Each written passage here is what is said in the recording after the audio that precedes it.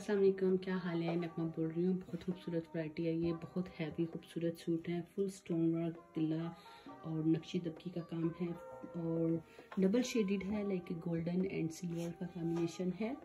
Size इसका large है। Colour इसमें जो अभी जो कलर नज़र आ रहा है ना, सेम यही कलर है, क्योंकि समटाइम जब हम फोटो या वीडियो बनाते हैं ना तो सूटों के कलर थोड़े डिफरेंट आते हैं और जब आप ओरिजिनल देखते हो तो थोड़ा डिफरेंट नज़र आता है।